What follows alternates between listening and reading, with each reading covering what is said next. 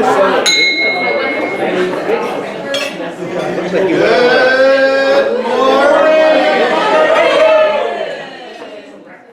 This is like deja vu all over again.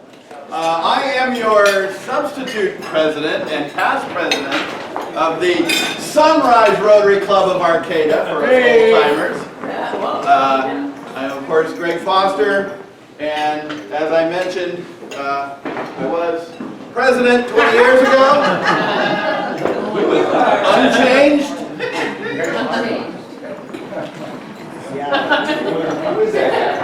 Hey, you got new glasses. That is a very sad commentary on the ravages of time. Anyway, and so today we're gonna party like it's 1999. Some of you might remember Dan Johnson,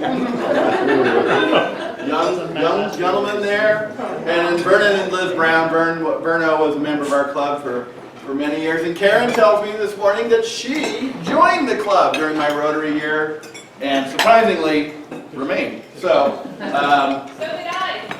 Oh, and so there's Lori. Wow. That was a fun year. That was the year when I was. I think at the time, Dustin may have beat me this, I was the youngest president in Arcata Sunrise history. Of course, it was only 1999, so we hadn't been around that long. My first meeting, I rang the bell to finish. Said, oh, that was great, it's going to be a great year. And Sean Malassa walked up to me, who owned the Golden Harvest, and says, you guys need to be out in 2 weeks. And so it started as a disaster, and fortunately it went down from there. So, good morning everyone. Good morning. Welcome to the Sunrise Rotary Club of Arcata, which is so much easier for me to say, and how I still write my checks here. Do we have visiting Rotarians this morning? Visiting Rotarians. Word got out. Wonder why. How about guests? Do we have any Rotary guests this morning? Right here. I brought my husband and prospective member, Bryn. Ironically, during my year, we had a member and prospective husband. I did have one couple get married. I think it was after my year, but they started going out during my year. Any other guests? Any others? Huh? Oh, I got right here. Maggie. I have Joyce West here today, and you'll hear more from her in a few minutes. Great. Any other guests? Charlie. Back here, we have Jim RItter and then Eddie from Those Bagels, and we have Ruth Weaver from McKinleyville High. Great. Wonderful. And my guest is Executive Director of University Center, Dave Nakamura, and he'll be our program today. Right. Thomas, where is he? There he is. Yep. These are old photos, I think. AJ gave me the PowerPoint, and I noticed it was all last week's meeting, of course, which didn't occur, so anyway. You can speak. I'll get over here. So last week, well, I don't have my presentation, so last week at the Jazz Band, we had a big gig with the Hollywood photos. There was a really nice game, so we had to see the shows. It was really fun. Yesterday, the fundraiser, there was a huge event. We had almost like 100 people, I think. It was really great. It was a lot of fun doing all the cooking preparation. So I still have one cake if you want. That's like a French cake, very fancy one, very good. So if you want some. $50. Oh, yeah. Thank you. Yeah, right there. Yeah, anybody want to try to beat that? It's really good. It's a French recipe from my mom, so. Otherwise, I'm in the Valentines, so you'll have to see with AJ if we can play for Valentine's Day. But if you want to have your own Valentines with me in the band, you can ask me and I'll give you a form and stuff. So yeah, thank you. Thank you.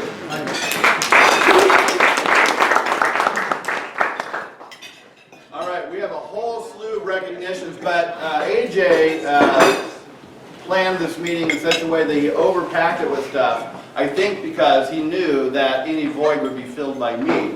So, we're going to go through some recognitions really quick, and then we might catch up on these another time. But Scott, we now have the Robin Meiggs Scholarship at Humboldt State.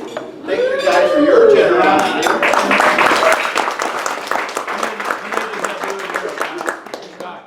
How many does that do a year? How many girls does that support? A full 14 people. It's a full boat, full 9, a full 8, and a full 4. That's great. And when I see Scott and Robin together in that picture, it reminds me, when I think of Scott, of the saying, "You outkicked your cover." Good job. AJ apparently likes the Tower Bridge or something somewhere. I don't know. It was in his presentation. Please enjoy. Is Claire here? No. Okay, good. Romy, you went on a trip. I have stuff to give AJ, so we can do that. Perfect. Let's preview. We're just good. Right here. You guys did something fun, it looks like. We did. We went. So just before, tax season is upon all of us, right? And for preparers, it's particularly daunting. But the first weekend in January, we ran off to the Bay Area to see a show. We went to see the Harry Potter and the Cursed Child show, which was fantastic.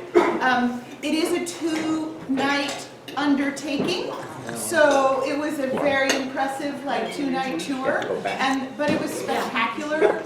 The magic was awesome. And as a theater person, I know how certain effects get done, and there were effects that I was like, whoa, how'd they do that? Cool. So anyway, well worth the show, well worth the nights, and a fun little getaway to the Bay Area. That's cool. Cool. Ironically, my year I was president, we had our second child, who we also called the Cursed Child. Not true. Very good. He's a very good child. Very good child. Tomas, you went and saw, and apparently they're still doing well. And I'm going to go see the next one. Those are a little pricey.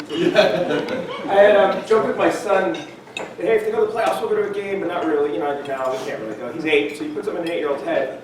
And then my wife said, you know what, you should take him. So we surprisingly went to the 49ers' first playoff game ever at Levi Stadium. So that's cool. I was putting that in his head. You're going to go and tell your kids when you're my age that you were at the first game. And they won, and we had an amazing day. So yeah, it was good. Go Niners.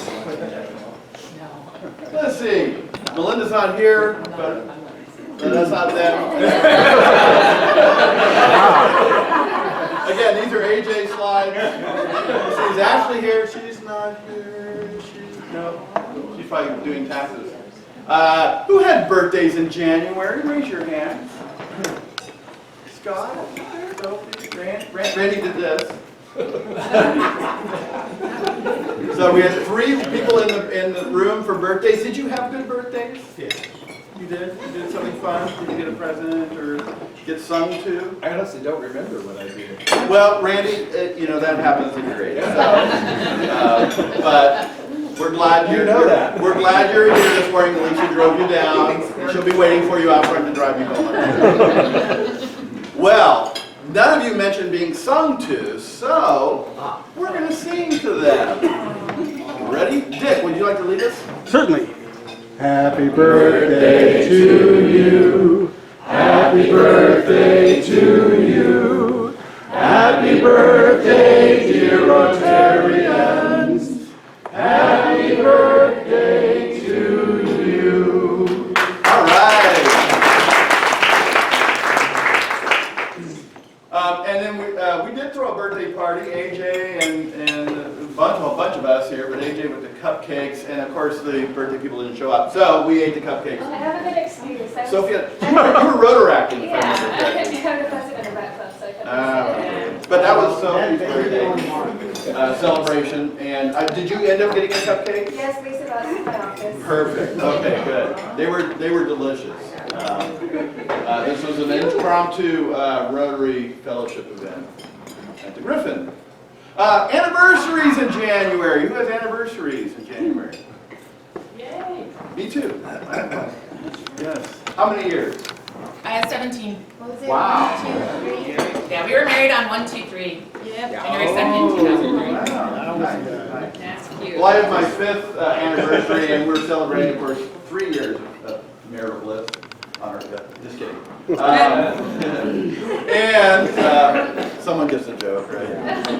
Anyway, this was one of our charter members celebrating back in 1999. Okay, I want to see how many people, without saying it out loud, know who those people are. Yeah, okay. Yeah, you can see the dated old president gives dated references. That is, of course, the honeymooners, Ralph and Alice Cramden, television. Okay. Here's anybody want to mention about this picture? Right here, Karen. So the work on the Peninsula School Garden has been amazing. They have the big new raised beds. They're working on getting them filled with soil. Garden Club's been out. We've applied for a grant for tools, and there's great progress being made. They're really excited about having this garden. Look at that. Yeah, it's just awesome. Good job. Thank you very much. That's beautiful. Your next project's at my house, right? Yeah. Last Friday, we had a little Rotary gathering at the Eureka Theatre. Unfortunately, the power outage knocked out our heating system at the Eureka Theatre. And ironically, of course, we saw the big show. But it was a fun event, and you know, you just wore your coats and drank a warm drink. But thank you everyone for coming. It was a lot of fun. The good news is that the furnace and heating system is now repaired. So Good time. tonight. That's so motivated. Thanks, Greg. Yeah. You would think that a blower installed just in 1939 would be reliable in a power outage. But it was not. But thank you everyone for coming to that. And then a couple nights later, and Melinda's not here, so we can't give her a bad time. That was at the Rotary, the Fortuna Sunrise Rotary Seafood Boil, which was gluttonous, I think is the word I'm looking for. That was a lot of fun for all of us that were there, and a good cause, of course, supporting our friends who get up early in Fortuna. And if you're allergic to shellfish, you can't really go anywhere within a couple miles of this, but it was delicious. Remember, if you have a recognition, we have what used to be called the Rat Line back in the day when Bob Johnson was president. This is called arcs.recognitions@gmail.com. Email wasn't a big thing back when Bob was Rotary president. Yeah, I think we had one of those AOL. telephone numbers or AOL. It's still here to dial up. Join us on the CompuServe bulletin board. And we will. Okay, so let's go to Maggie. I really don't deserve this award. The Vocational Service Committee every year asks you all to nominate people that you think exemplify Rotary in their vocation, in their work, and exemplify some of the things we believe in. And so we had nominations. We had 4 nominations this year, which was fantastic. We had really good response. It was fantastic and difficult for the committee. But we did choose somebody, and I want to introduce her to you today. So I'm introducing Joyce West. And Joyce, I nominated Joyce. She epitomizes the Rotarian values and the 4-way test. She has spent her whole adult life mentoring and supporting others, whether Girl Scouts, college students away from home, or people aspiring to become well-grounded and knowledgeable real estate professionals. She has protected the vulnerable, promoted the development of young men and women, and encouraged ethical behavior. She has always opened her heart and home to those who have lost their way and needed someone to believe in them. She also serves unofficially as a spare grandmother for many HSU athletes. In her day job as owner of Community Realty, Joyce leads from the heart with integrity behind every action. She has been walking the walk for many years in many communities. And of all the places she has been, we are fortunate that she chose Humboldt County to stay. She has 4 children, 6 stepchildren, over 40 grandchildren, great-grandchildren, and great-great-grandchildren. That's quite a tribe. That doesn't count the whole HSU That doesn't count. So please join me in congratulating Joyce West as our 2020 Vocational Award recipient.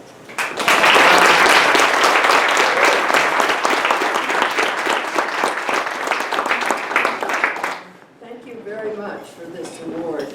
And I would like to share with you one of my philosophies of life that kind of follows with what your Rotary clubs believe in. I've got a lot of philosophies of life, by the way, because I'm old. When I was Columbia River Girl Scouts Vice President, they sent me to a class on planning. And they didn't say what you were planning for.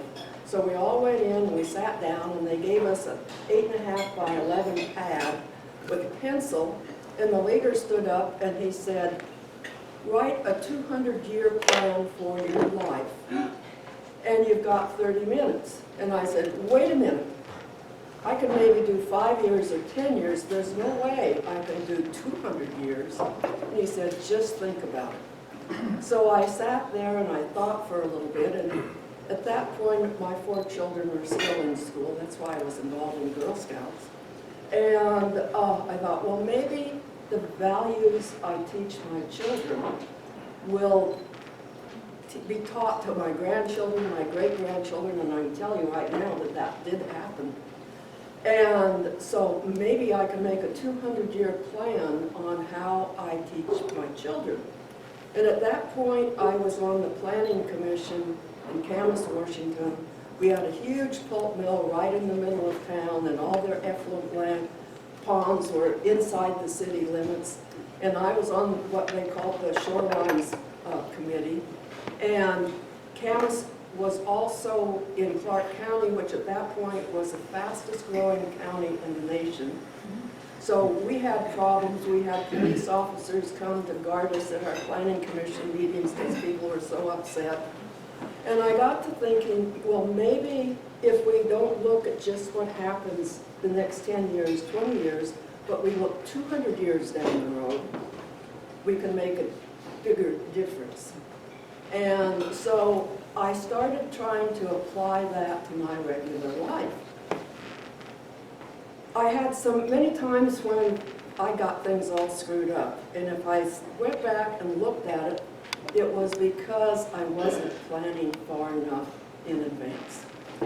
And so I have tried to make that my life philosophy.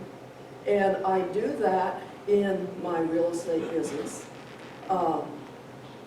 We had the California Association of Realtors president here, and he gave a speech where the realtors had done a study all over the United States and determined that homeowners' children went to college were much more successful than renters' children. And that was because they had a stable life and all of that. So I tried to recruit agents into my company that have that philosophy of making a difference. People that are kind and are nice, and they try to make people put them in a better position. And I think I've been very successful. I'm very proud of the people in my office, and I want to share one story with you just to give you an idea of the kind of people that I love to be around. One of my agents was selling a house to a veteran. He was living in the veterans' homeless shelter. And he had applied for disabled veterans benefits, and this is a government program, so it takes a long, long time. And when you get it, they give you all the back pay that you would have gotten from when you first applied.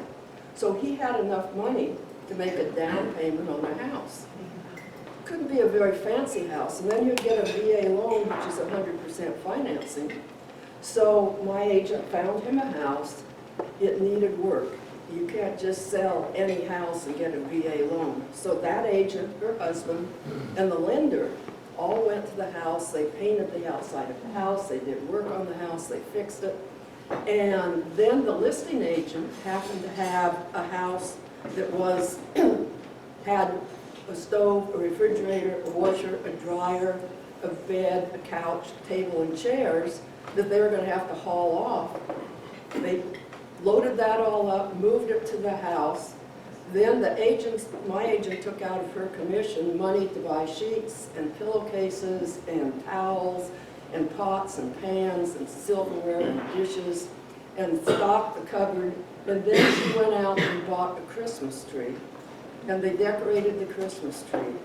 And when they brought that gentleman to give him the keys to his house, he walked into that house, saw what his life was going to be like, and he fell to his knees and sobbed. He didn't want anyone to know about who he was, so we don't, that's not why we do this. It's to make that difference. And so I would like all of you to think about a 200-year plan and think about it in all sorts of ways. I just had a client that planted a little redwood tree next to her house, about this far away from the and think ahead, that tree grew up, because redwood trees' roots go this way. It was, and I said, you better, while that tree is living, you better pick that up and move it out the back of the yard. Again, the 200-year plan at work. Think about it and try to do that. Thank you very much.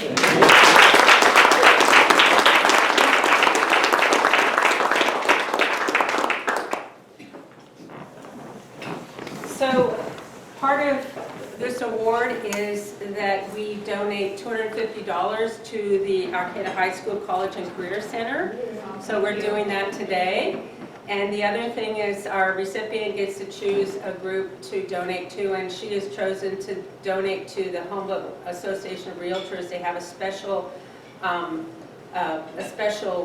committee that helps children and other people in the community that they're working with, families similar to the story she told you. And apparently they've got a child now who one of the families are working with. He wants to play soccer and his family can't afford to do it, so they're going to help get him what he needs so he can be out there with his friends playing soccer and not be on the sideline for that. So that's really great. We appreciate that. Thank you so much. That's for you. And then I want to bring up Charlie right now, who will introduce our guests again.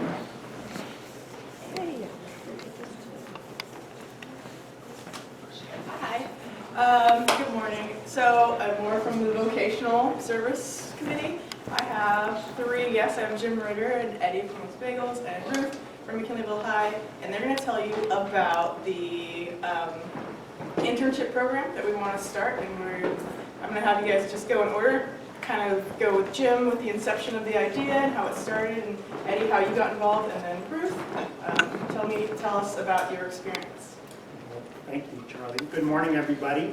My name is Jim RItter. Thanks for all your service to our community and the programs that I've been involved with, including the Career and College Center over the years. Now at County Office of Education, you heard from Jack Shepard, Trades Academy, earlier this year. One of our other programs that we're just starting is a internship program for high school students. We're starting very small, and we're starting on the strength of Wallace and Hines, Tom Tellis, and Los Bagels, Eddie and Dennis, who piloted this program last year very successfully. So this spring, we're hoping to place 15 to 20 students based on teacher recommendations. So I'm going to give you all a letter which outlines the concept and includes my contact information, so you can look at that and think about it.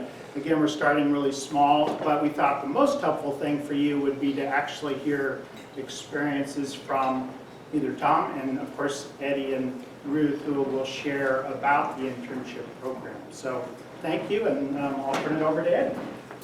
So Jim came to us last year and asked us to do the program with him. We at Los Bagels have been doing internships for probably 8 or 9 years.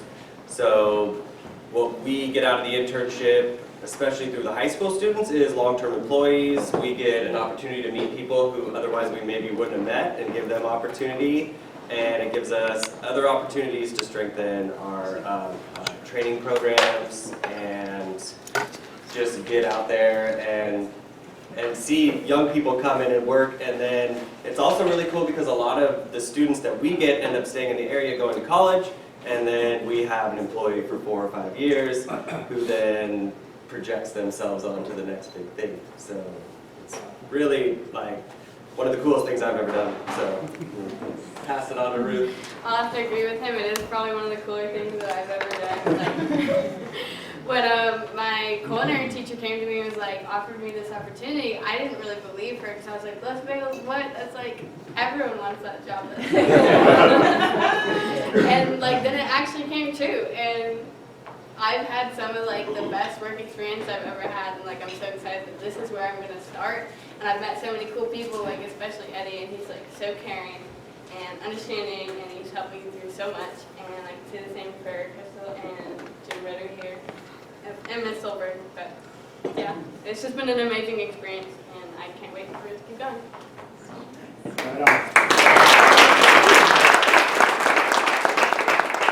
Tom, you want to say anything about since you were the other side of the pilot?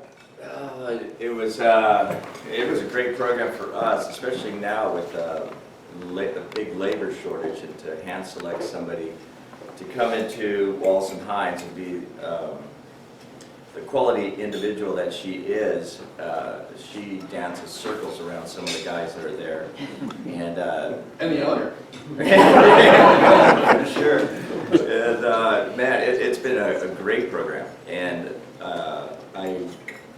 for business owners, if you have the opportunity to take on a student and you have the time, you'll definitely be, there's some returns that are tenfold, and you'll really be proud to be part of that. And she's an amazing worker. And she went off to, she loved it, she went off to CR, she's been going now, she works every minute she can. She couldn't be here today because of an accident she had, but you know, she's like, I have a full time, she's 24 units, and she says, but as soon as summer hits, I'm right back here.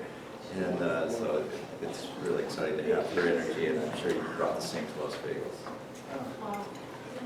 So thank you guys. I will pass these out. I know it's tight schedule today, so you'll have information that echoes what we shared this morning, and as well as contact information if you'd like to consider participating. And thank you to the vocational committee for your support. Thank you.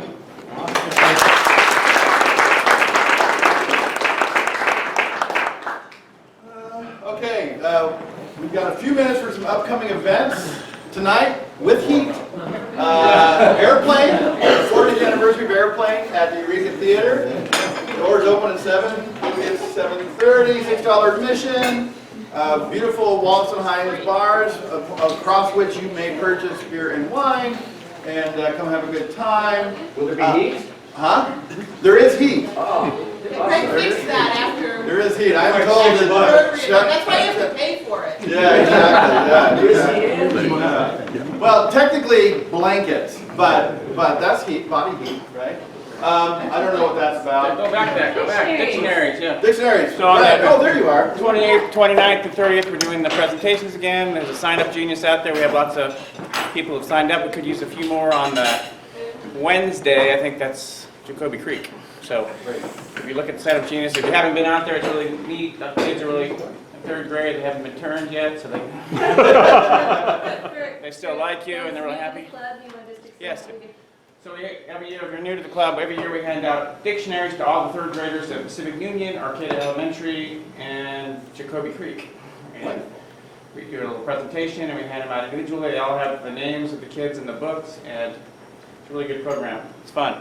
It takes about 45 minutes, and it's done easy. Look up stuff and learn how to Yeah, it's easy volunteering experience.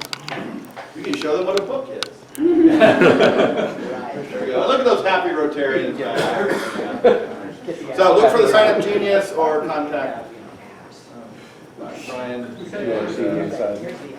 And let's see, pancake breakfast, February 1st. Anything we want to say about that real quick? Oh gosh, yeah. I have, if you haven't been here for the past few meetings, I have sponsorships. What really makes a pancake Breakfast Successful is sponsorships from club members, businesses, things like that. You can donate individually. The other way is go to the event. Be there. Have some pancakes. If you have some friends, I have some tickets. So I have packets of 10 tickets. If you can give them out, sell them, whatever. That would be wonderful. It's February 1st. It's at the Arcata High College and Career Center. And I just want to say that, you know, Darcy does a wonderful job. And to be outnumbered 800 to 1 and show up every day, I just have to give her accolades. So she helps out everybody looking for information for colleges, she helps out families, and she helps out kids looking for vocational as well. So please support this. They really need your help. Thanks. Can we get tickets on a card, Nick? Is that on a Can we card? buy our packet of 10 tickets on a card? Sophie, are you good with that? I guess so. Figure it out. So put your credit cards up so that you can That's get your not how I packet do of it at 10 work. tickets. I did this. We count, figure it out. And you know, so we started this over 10 years ago.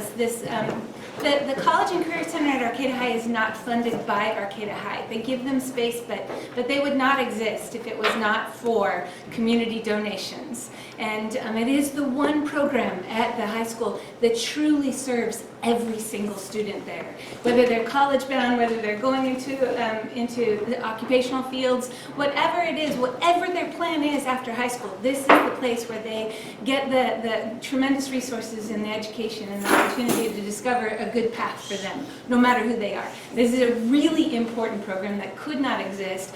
We're one of the few high schools that have this on our campus, actually north of the Bay Area, and it wouldn't happen unless the community supported this event.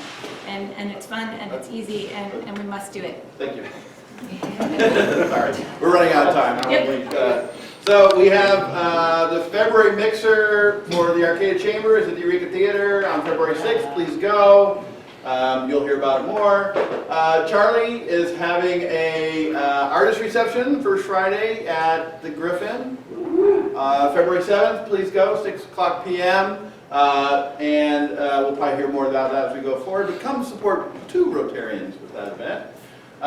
Charter Night! Charter Night! Yay! Yay! Our club's birthday party is at the Simone Mansion on February 8th. You should have received invitations in the mail. Please RSVP. That is the big push from Terry, who's not here, is that we really do need to get the count so that we get food right and all of those sorts of things. So please, if you haven't already done so, RSVP to Terry as soon as possible. You want to say anything else? No it doesn't cost. No cost. It's another no-cost event brought to you by the Fellowship Committee. Yeah. All right. Thank you. District Training Assembly, that's in March. Let's see, join Toastmasters. Are we okay on backpacks? Do we need anything?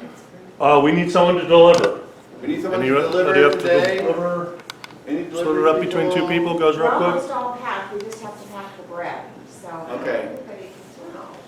Trying to, okay, so if you can deliver, show up over there, please deliver. Get someone to do Great. that. It's actually pretty fun. Greg can do Trillium. Okay, great. So, Sounds like we got it handled. okay, we'll take it. All right. Let's welcome Dave Nakamura. Dave is the Executive Director of University Center. I should know that because I'm on their board. Dave had made a poor decision 20 years ago to vote to hire me as Executive Director of REDEC. And so he was on my board. I had to treat him with respect, but it wasn't reciprocal necessarily because he was my boss. But now I'm on his board, so he has to treat me with respect. And I treat him with respect, and he does a great job. So we're going to talk a little bit about that. Here's your You guys can guess how that goes. We're in reality. All right. Thank you. We got till 8 o'clock. Everybody's out at 8, roughly? Ish. Ish, okay. Okay, so I'm at the university, so since I'm involved with an educational institution, I have to start with a question and a show of hands, okay? So, how many of you have not heard of the University Center? And it's okay if you haven't. How many of you have not? Oh, that's surprising. That is really surprising because lots of times people may not know who University Center is, because we're kind of a parent company. But if you truly haven't, you're just trying to be shy, there's some things underneath our umbrella that I'm sure you've interacted with and that you know of. Okay?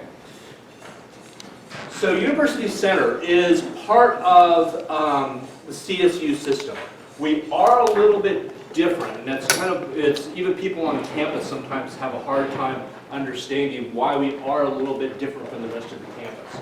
University Center was formed in 1970. It was a vote by the student body at that time. A few of you might have actually been there at that point, but it was a way for students to have essentially a fee, a tax if you want to look at it that way, to be able to support an organization that became the University Center and the Student Union. We're a self-supporting nonprofit. We do have our own separate board of directors that we report to. 7 students, 7 non-students. Gregg you're one of the non-students, right? That's correct, yes. And myself as the executive director, I manage the day-to-day operations, which I also call the circus. Auxiliary organization. So University Center is what's technically called an auxiliary organization within the CSU system. What that means is that we are attached strongly to the university, but we are also separate. And I'll explain a little bit more about that in a second. Typically, the auxiliary organizations within the system offer the services that you see there. Bookstore, housing, rec centers, advancement, fundraising areas are also part of the auxiliary system. The auxiliaries, there's 23 campuses in the CSU system. Currently, there are 86 auxiliaries within the state of California. That's a lot. I just went to their annual conference last week. Dad, where were we? San Diego. I have now recovered, which is good. But it's a fun time because there's probably 600 or 700 people that come from throughout the state for that annual conference. Again, we're separate from the university, separate legal entities. Part of the reason we have a separate board is we are a separate nonprofit. We are a 501c3, and that the basic intention behind the formation of auxiliaries going back to 1922 is that auxiliaries can run as separate entities, separate business units, separate administration, and that theoretically, and I think it's true, is that we can do things that the state has difficulty doing efficiently. We can do things a little bit, since we are separate from the state functions, the state accounting, all that stuff, we can do things in a little bit more of an efficient way, and that's the intention behind the auxiliary system. I should say too, California, as always, is different. Administrators that we get on campus from out of state sometimes don't understand auxiliaries in California because they are structured differently. They are much stronger entities than they are in many other states. Gregg's favorite mission statement. This is taken out of our lengthy, paragraph and a half. It's about 4 inches of a punchy university mission statement. Yeah, it's been around for a long time. But this is kind of some things that we pulled out of it as far as what we do. This is a fancy way of saying we do things that are available to the campus community and also the local community that don't involve academics. So we have a lot of things within our portfolio that we do that don't involve the academic classroom or any direct connection to that. So this is kind of the answer of what we do. On the blue part of it is really our main core function. So we run HSU dining services, center arts, center activities, and then we have our own internal operations areas and accounting areas. And that's, especially that business and general operations, is kind of how we gain some of our efficiencies.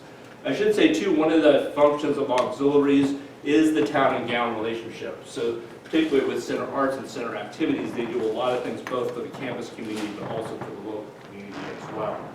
The whole the whole operation is 40 full-time people. Typically during a high tide season, like this would be a high tide season, beginning of the semester, all the students are coming back. When we run payroll, let's see, when was it? It would have been yesterday, the day before, we had over 400 student checks that went out. Lion's share of that employees is dining services. So we have 6 operations on campus, 24 full-time employees, and then the student employees, as you see there. The way I explain dining services on campus, and those of you that run food service or similar types of operations in the community, the way I kind of think about it is they are pushing a rock uphill every day. And it's a very big rock. They serve somewhere between 8,000 and 9,000 meals a day. And so it's a big operation. We have the residential dining, we also have some of the retail areas, and we do full service catering for the campus as well. Those are kind of the areas that are we run on campus. Some of the things with dining that we're kind of proud of and kind of innovative on is that we do really emphasize, since we're self-operated with the dining services, some campuses have outside companies run it. Since we're self-operated, we kind of like to think that we're also embedded with the community as well. We spend over $1 million with local vendors. Local food vendors, local products, local services, all kinds of things. It's probably, I was looking at the list last night, it's probably close above 1.2, 1.3 in that range. So we spend a lot locally. We also try to cater to, different types of food options, different kinds of needs, which I think we're fairly good at. That includes vegetarian, vegan things, ethnic food, etc. One of the things that you've heard of or experienced is that student financing is a big issue, both within, for HSU, within the state, within the country. We're very supportive of some of the efforts on campus with food insecurity. So OSNAP is the food pantry, and they do education, they do all kinds of things trying to support students in need on the food area. We've basically supported them all the way through, provided them facilities, kind of some seed funding, and we no pun intended, we feed them all kinds of things all the time. We do leftover food, we do leftover caterings that they're able to distribute to students in need. J-Point Redistribution is an innovative program now that we have kind of a donation program where people actually donate some of their leftover meal points that we're able to distribute to students in need. I think it was the week, it was between Christmas and New Year's, we were able to redistribute $3,000 worth of food to people that basically couldn't feed themselves. So we did that in 1 week. The marketplaces accept EBT, which is CalFresh support. We were actually the first school in the state that jumped through the hoops to figure out how to do that for our students. Second in the country. So I spoke on that particular subject throughout the state because everybody was trying to figure out how to do it and what to do it. So we were quite proud of the fact that we were able to figure that one out. Sustainability is a big piece of what we try to do also. There are some listing of things here. We do a lot of things that would be familiar to you as far as disposable non-single-use silverware and those types of things. Aussie container is a cool thing. We have a plastic shell that you can get your meal in. You actually pay for the shell. You can return it, and there's a token system. And basically, you return it, we sanitize it, and it can be reused. And so that's a way of reducing our waste. The Mason jar program, we actually virtually eliminated paper cups on our campus for coffee. And so we encourage people to bring their reusables. And if they don't have a reusable, we'll either sell you a cup or we'll sell you a Mason jar. And our use of paper cups was reduced well over 90% that first year. We basically eliminated the paper cup. Our food waste goes to the Worm Dude up in, I think he's up in Fieldbrook, et cetera, et cetera. We also have a program going on right now. We actually did a grant with City of Arcata, City of Eureka, to be able to provide, basically some infrastructure and some equipment that's going to allow us to get even more food into that OSNAP program. Oops, what did I do? Okay, Center Arts. Everybody's heard of Center Arts, so that's part of our program as well.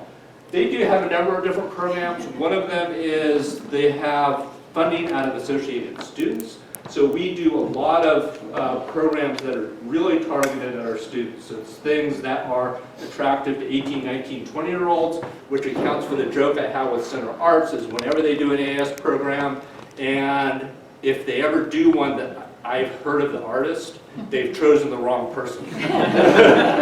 There's always things that I've never heard of that they're super popular, quite often sold out, and they're often free or very low cost to students.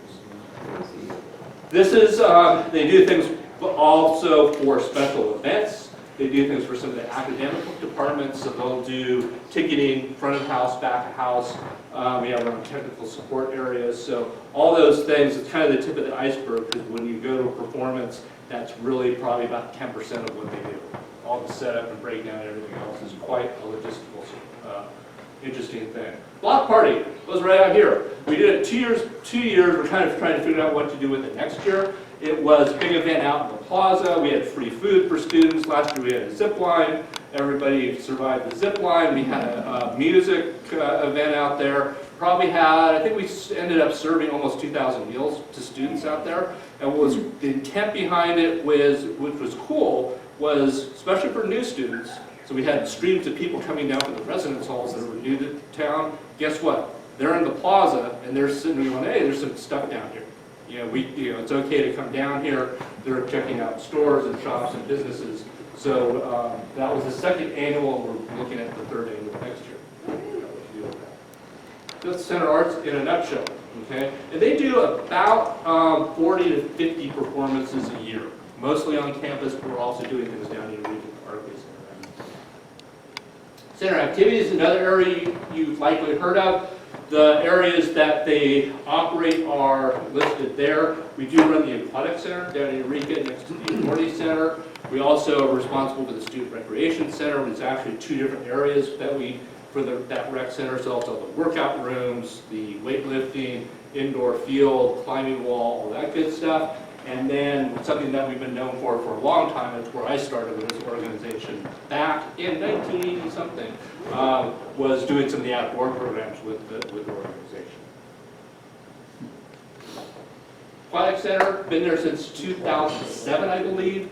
So it not only houses the HSU women's crew team, but also we also do a lot of things for the community and our students that involve boating education and getting out of the water out there in Eureka. Rec Center, this was put online about 2005. It really is the main workout area on campus for athletes and also for general student body areas. There are days where we have close to 2,000 people go through that building in a day. A little bit of a listing of some of the outdoor programs that we do. We also do a lot of training programs. One of the things that we do a lot of is things like training EMTs, wilderness first responder folks, and also doing all the outdoor activities. One of the things that is both a blessing and a challenge is most of our students, even in this, or most of our employees in this area are students. So we work very closely with the Recreation Administration Program and some of the other programs that emphasize outdoor activity. People that offer those.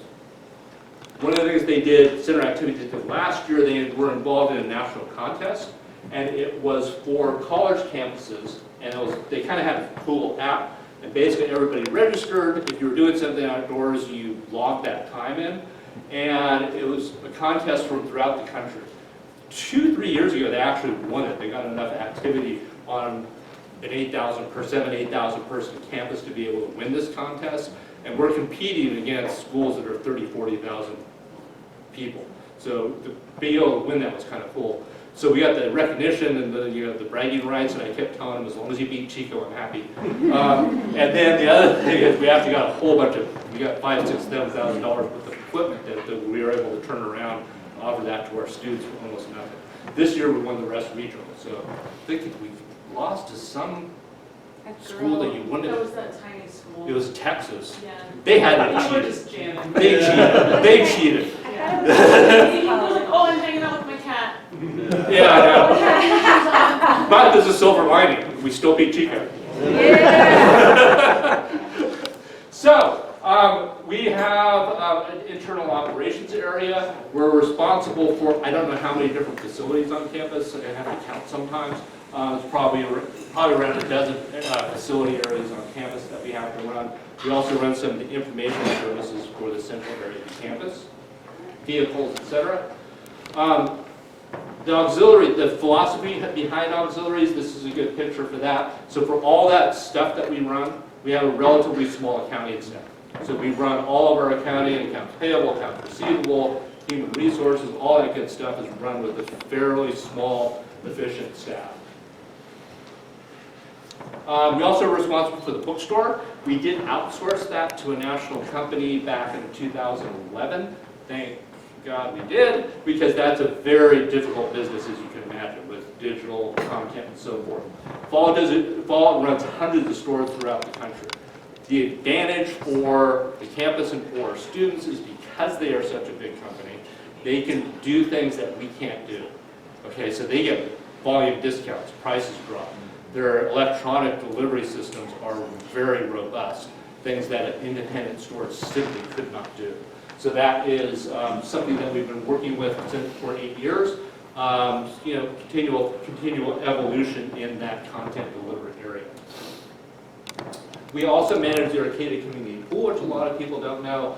We've been doing that since 1993. What we do is we offer higher level administrative services, and we also do all their accounting and HR and so forth. Arcata Pool, sometimes people think it's owned by the city. It's actually its own special district. So they have a separate board that I get to play with and report to and work with that facility as well. And that's us in a nutshell. That's the University Center building behind the clock tower. You don't know where that is. Information there, contact information, myself, and all that Facebook stuff. Hey,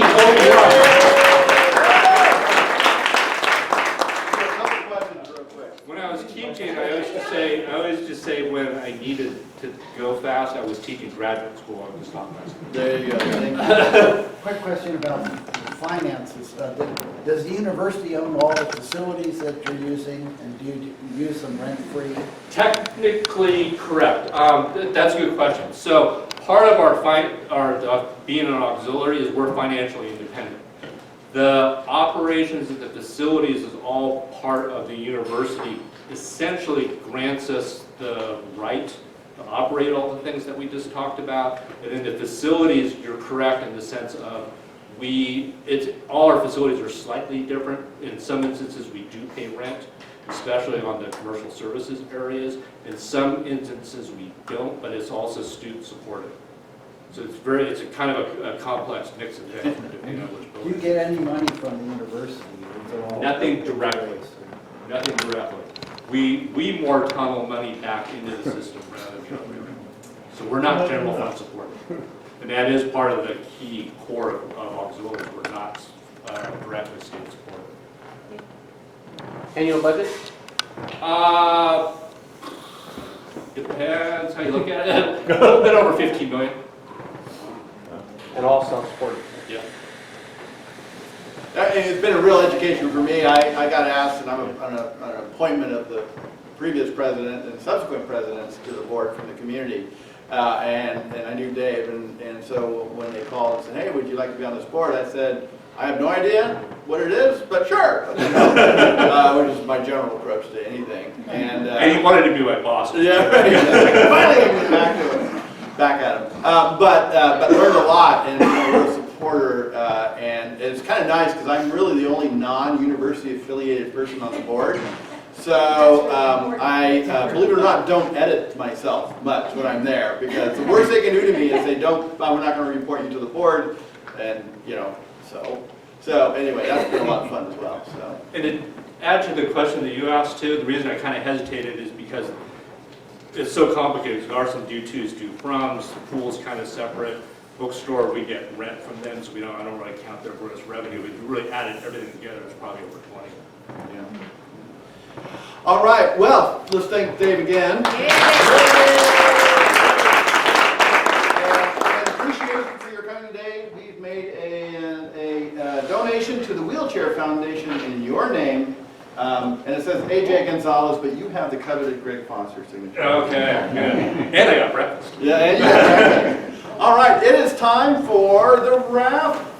And while we're doing that, if you have brought a guest and are looking at them for a potential member, please see Tomas, who is collecting those names. So, or if you plan on bringing guests, do that. Remember, we're about growth here and getting new and cool people to replace some of the older uncool people like yours truly. We'll draw 2 numbers. What's the prize this morning? $90. $90. Ticket number 767852. Ooh, that's mine. Yeah. You got that one. And Dick's gonna get the next one, watch. Get away, ball. Gonna get the next one? Oh, how many are there? That's so true. Get down to it, come on. All right, yes. $5. Yes, you're still in it. All right, ticket number 2 is Look at that one too, watch this. So we got 767863. 863. 863. Oh, 863.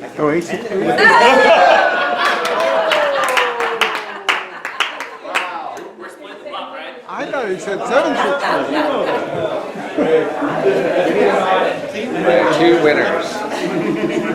And that is $5. All right, did I forget anything? If not, thank you very much for being attended this morning. I hope you enjoyed that meeting. I'll do it again in 20 years.